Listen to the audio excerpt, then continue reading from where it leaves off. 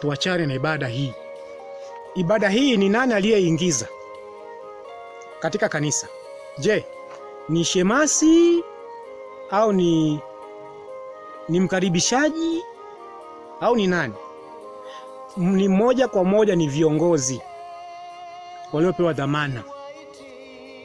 Sasa mchungaji, tukisoma kwenye kitabu cha Yeremia 23, Yeremia 23, Yeremia 23 fungu la kwanza na la pili. Yeremia 23 fungu la kwanza na la pili nasema, ole wao wachungaji wanaoharibu kondoo za malisho yangu na kuwatawanya. Asema Bwana, kwa sababu hiyo Bwana Mungu wa Israeli asema hivi juu ya wachungaji wanaowalisha watu wangu, mmetawanya kundi langu na kuwafukuza, na wala amkwenda kuwatazama. Angalieni, nitawapatiliza uovu wa matendo yenu, asema Bwana. Asema Bwana. Kwa hiyo tunaambiwa kwamba wachungaji tunapewa ole. Sisi ambao tuna jukumu la kulisha kundi la Mungu, tunapewa nini? Tunapewa ole. Kwa ikiwa wewe mchungaji unalisha watu ibada za Janus, ulishi watu maagizo ya Bwana, unapewa ole. Unapewa nini? Unapewa ole kwamba badilika. Kitabu cha Pambano Kuu ukurasa wa 539, ukurasa wa 539 haya ya 3, 539 Pambano Kuu 539 Pambano Kuu haya ya 3, neno la Bwana linasema, nasema neno la Bwana linasema haya ya 3 hii hapa, nasema wachungaji na watu wanaona kuwa hawakudumisha, sio hii. Hii hapa nasema haya ya 3, nasema mchungaji ambaye aliuza ukweli ili kupata ukubali wa watu, sasa anaona mwenendo na athari ya mafundisho yake. Inaonekana wazi kuwa jicho linalojua mambo yote lilikuwa likimfuatilia aliposimama kibwetani, alipotembea mitaani, alipojichanganya na watu katika mazingira mbalimbali ya maisha. Kwa hiyo mchungaji, Bwana anakutazama. Ikiwa unawafundisha watu au unahamasisha ibada za mwaka mpya, pole, geuka. Wazee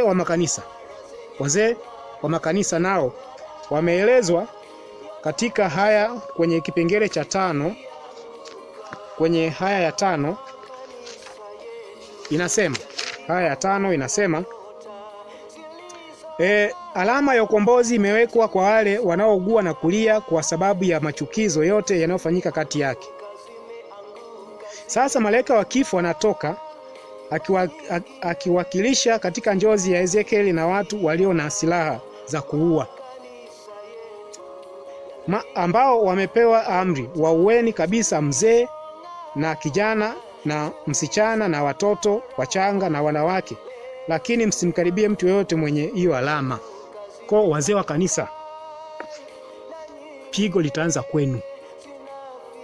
Ezekieli 9 fungu la 4 inasema, hiyo fungu hapo isome mwenyewe. Kwa hiyo pigo litaanza kwa wazee wa kanisa. Pigo litaanza kwa wazee gani? Wazee wa kanisa ambao wamepewa jukumu la kulinda kanisa la Bwana.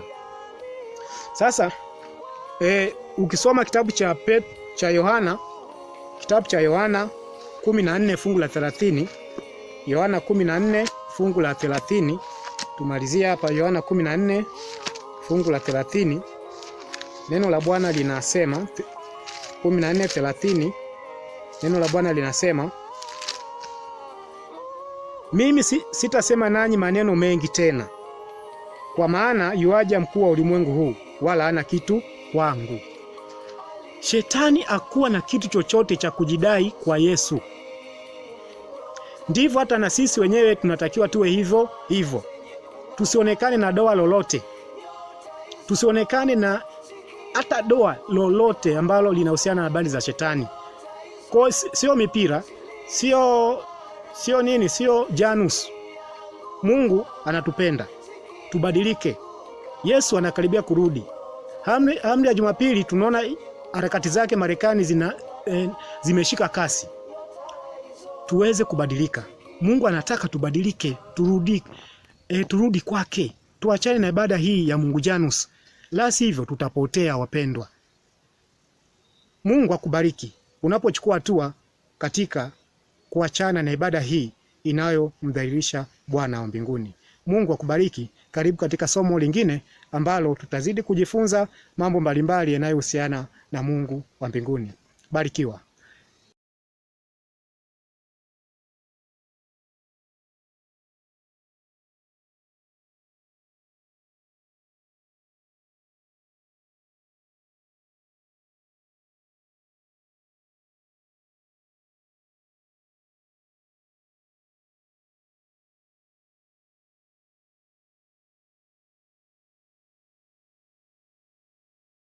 And then you can all look at them. How much time do I have left?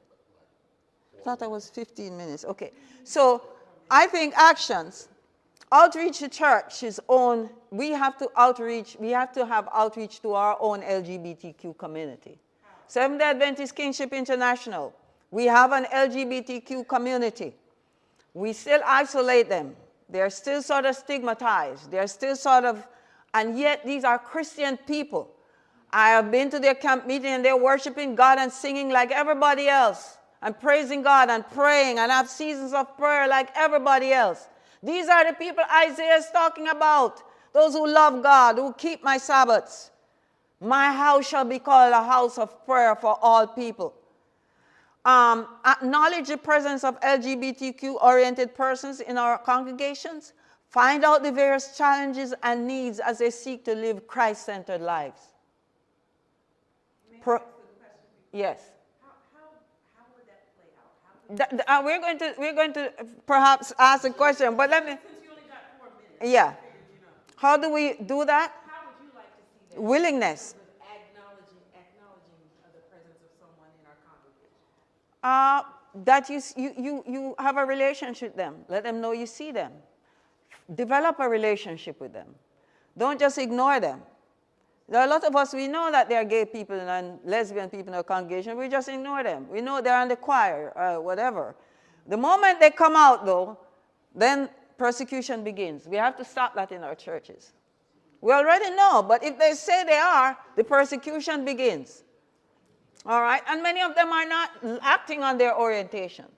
They just come to church to find God and to find, community. It's really difficult. For me, I'll be honest personally. I'm from San Francisco. I have no issues interacting with a homosexual. Not a gay person. No issue at all. I see them. My supervisors were gay. I've lived around them. I don't have a problem with them. But when I go to the Word, God says it's an abomination for a man to play with a man or a woman to play with a woman. Even in 1 Corinthians 6, Paul says, know ye not that the unrighteous should not inherit the kingdom of God, not even idolaters, fornicators, adulterers, or effeminate. And as we said, we're not addressing the lifestyle. We're talking about the people, their life, not their lifestyle. Yeah, we separate them. I hope you don't look at me and see my lifestyle. You see me as Olive. When I look at people, I don't look at who they're hooking up with. I don't think that is even a healthy way to look at people.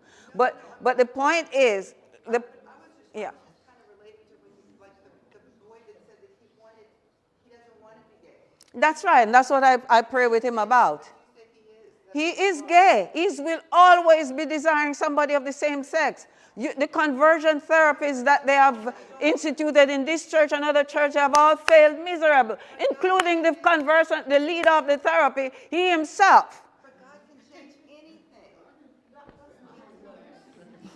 All right, but time is up. I understand. I totally understand why I understand. But if I may just, yeah, I totally understand your yeah. Just please allow her to finish. We have a short amount of time. Yeah. We're not here to get you to agree, to get here to re-educate us on the Bible and what the Word says. It's just saying, how do we approach them? Because it's a serious issue in our church. We are all over the place. We have no answers. And we asked her to come to share some ideas. We're not asking for wholesale agreement, consensus, confirmation of your ordination. We just want you to hear the presentation, make your own decision, and move on. But the church, we are not changing the doctrines of the church, so please do not leave this session, go back home, and say something kind of. That's right. Yes. So these are my suggestions. As you say, proactive policies developed with the LGBTQ community. We should not be making policies about people and they're not present. Ensure LGBTQ presence when we discuss issues about them. Find ways of seeking LGBTQ persons to minister to LGBTQ persons in congregations and on college campuses. There has to be a curricular development specific to ministering to LGBTQ persons. There's too much ignorance about LGBTQ persons. There's too much not knowing who these people are. I don't even like to say these people. It just even sounds bad. It's like when white people talk about black people. Let's not do that. These are not these people. They are our brothers and our sisters. They are our children. They are our nephews. They are our nieces. Okay? This is who they are. And like I said, let us not be talking about lifestyle. Let's talk about human beings created in the image of God who have needs that are specific to the challenge they face in the world because their gender does not match their orientation. I don't know if I said that right. Okay? And you must understand, let us try to put ourselves in somebody else's shoe. Okay? Put yourself in somebody else's shoe just for a little minute. That's what we're asking. Matthew 7:12. We're not asking you to agree with anybody's lifestyle. Don't bother with the text. They already read all those Bible texts, my sister. They have already read that. That does not solve the problem that they really have. Because the problem is a problem of their being. It's not a biblical problem they have. Okay. Yes. Thank you for everything you're saying. I would like to know, because within our own church context, we had a similar situation this year in which someone was disinvited to participate because some people knew that this person had come out. What is the current understanding and interpretation of our policies about someone you don't know what their lifestyle is, but you think you know their orientation? Yeah, I don't know that we have a policy on that. I don't know that we have a policy on if a person comes out, then they should be disfellowshipped or barred. Okay? And so our policy is regarding a person who is practicing, but the practice, that's a policy, but the practice is that once a person comes out, there's just wholesale persecution. I know of a pastor, a Seventh-day pastor, he came out, he wasn't practicing, he just came out.